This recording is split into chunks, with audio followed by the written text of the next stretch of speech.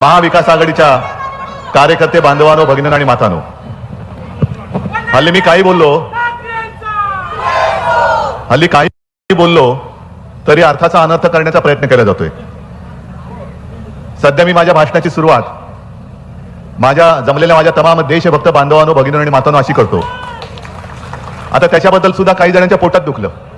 काल फडणवीस म्हणाले, हे बघा म्हणे, तिकडे गेलं तर हिंदू शब्द सोडला. अहो, मी हिंदू शब्द सोडला नाही, सोडणार नाही, हिंदुत्व कधी सोडणार नाही.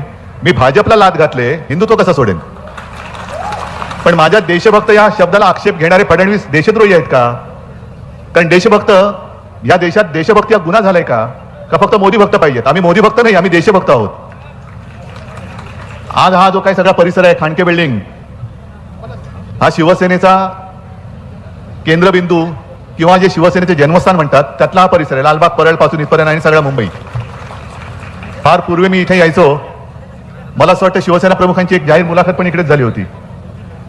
आणि आपल्या काकांच्या घरी पण मी एकदा दोनदा आलेलो आहे, तसं काका कुलकर्णींच्या घरी. पण मी असं नाही म्हणणार की भाई और बहनों, मेरा और आपका बहुत पुराना रिश्ता है ही आमचा रिश्ताच आहे आणि तो रिश्ता कोणी तोडू नाही शकत. आता फक्त थोडीशी घाई आहे, कारण इथून मी तुमच्याशी बोलल्यानंतर मला पुन्हा अभ्युदयनगरला जायचंय. जसं IPLच्या मॅचेस सुरू आहेत, एखादा सामना रंगात येतो आणि इतके चेंडू आणि इतक्या रन्स, तसं टेन्शन नाहीये मला. सामना तर जिंकलेलाच आहे, पण हा सामना आता जिंकल्यानंतर शेवटच्या 4 आणि 6 किती मारायच्या आहेत त्या मी मारतोय. काल मी लोकसत्ता परिवार जो आहे त्याला मुलाखत देताना एक मुद्दा मांडला होता, माझ्या मनात आला आणि मी बोललो. कारण ज्या पद्धतीने हल्लीचा भारतीय जनता पक्ष आणि विशेषतः नरेंद्र मोदी आणि त्यांचा सगळा कंपू वागतोय, वापरा आणि फेकून द्या. 2 वेळेला म्हणजे 14 आणि 19 साली शिवसेनेचा त्यांनी पाठिंबा घेतला, पंतप्रधान झाले, आणि आता आपल्याला नकली सेना म्हणायला लागले, मला नकली संतान म्हणायला लागले. मी असंच काल म्हटलं की तो दिवस आता लांब नाहीये की एक दिवस मोदी संघाला सुद्धा नकली संघ म्हणतील. आणि काय म्हणा, मी बोललो खरा, पण आज इंडियन एक्सप्रेसमध्ये नड्डांचा एक इंटरव्ह्यू आलेला आहे आणि त्यांनी सांगितलंय, स्पष्ट सांगितलंय की आम्ही आता स्वयंपूर्ण झालेले आहे, भाजप आता स्वयंपूर्ण झाले, आम्हाला आता संघाची गरज नाहीये. म्हणजे पुढचा धोका जो आहे तो संघाला आहे. ज्याप्रमाणे सरदार वल्लभभाई पटेल यांनी संघावरती बंदी घातली होती, मोदींनी त्यांचा जगातला सगळ्यात मोठा पुतळा उभारलेला आहे. सरदार पटेलांना आम्ही सरदार पटेल म्हणतोच, लोहपुरुष ते होतेच, कारण त्यांनी कर्तृत्व दाखवलं होतं. पण त्याच कर्तृत्व दाखवताना त्यांनी संघावर बंदी घातली होती. आणि मोदींनी जो पुतळा उभा केलाय याचा अर्थ आम्ही पटेलांकडनं हिंमत घेतली, पण मोदींनी त्यांनी संघावरती जी बंदी घातली होती तो गुण घेतलाय की काय? म्हणजे पुढचा धोका जो आहे तो संघाला आहे. 2025 साली मला वाटतं संघाचे 100 वर्ष पूर्ण होत आहेत. मी सकाळी जी प्रेस कॉन्फरन्स घेतली त्याच्यात असं म्हटलं की आपल्या मराठीत आपण बोलतो की 16वं वरीस धोक्याचं, तसं संघाच्या बाबतीत आता 100वं वरीस धोक्याचं होतंय. म्हणजे 100व्या वर्षी संघच असणार नाही.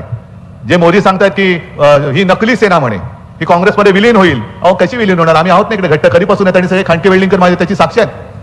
आम्ही कुठे विलीन नाही होणार. आम्ही जो अन्याय आमच्यावरती करेल त्याला संपवण्यासाठी शिवसेना प्रमुखांनी शिवसेनेला जन्म दिला. त्याच्यामुळे तुम्ही आमची काळजी करू नका, पण संघावरती तुम्ही बंदी आणणार. आणि त्याहीपेक्षा महत्वाचं म्हणजे भारतीय जनता पक्षाची, ज्याला मी भाकड जनता पक्ष म्हणतो, त्याची हालत 4 जून नंतर काय होईल ते बघा. कारण सरकार कोसळल्यानंतर तुम्ही सगळे जे काही भाडोत्री गोळा केलेत, काल इकडे सुद्धा सगळे जमले होते ना, सगळे भाडोत्री, कोणी हक्काचं कोणीच नाही. म्हणजे इधर से उधर से सब लागे थे आपले. त्यांनी मैदान पण त्यांच्या नावाने बुक नाही केलं, म्हणजे तुमच्या नावाने मैदान पण बुक होत नाही. आणि अशा माणसाची गॅरंटी देश घेणार. तर हे सगळ्यांच्या भूलथापा पाहिल्या. बाकी सगळे प्रश्न आपल्या सगळ्यांसमोर आहेत. जसं मी ग्रामीण भागात गेल्यानंतर शेतकऱ्यांचे प्रश्न मांडतो, तसं आपल्या शहरी भागामध्ये, विशेषतः मुंबईमध्ये, आपल्या मुंबईचे जे काही उद्योगधंदे हे गुजरातमध्ये यांनी पळवले. मग हिरे बाजार नेला.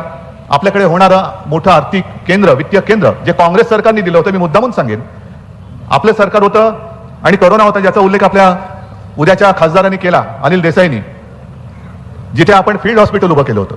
देशामध्ये दुसरं असं कोणतंही राज्य नाही की ज्याने फील्ड हॉस्पिटल जसं चीनने 15 दिवसात उभं केलं होतं.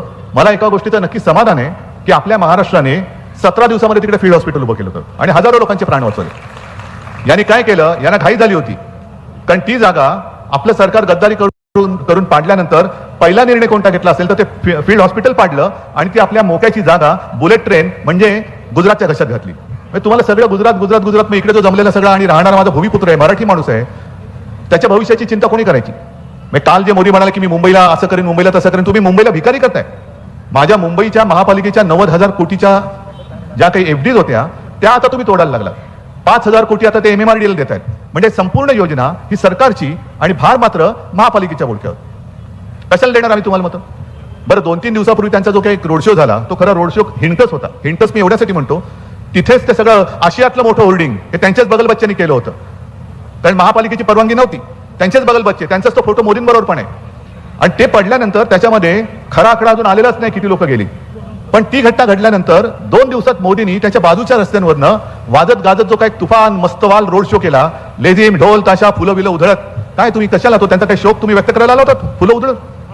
पण तो रोड शो त्यांनी जो केला, मला माहिती अशी मिळाली की त्या रोड शो साठी सुद्धा मुंबईकरांचा हक्काचा, मुंबई महापालिकेचा किमान 5 ते 10 कोटी रुपयाचा खर्च त्यांनी त्या रोड शो साठी करवला.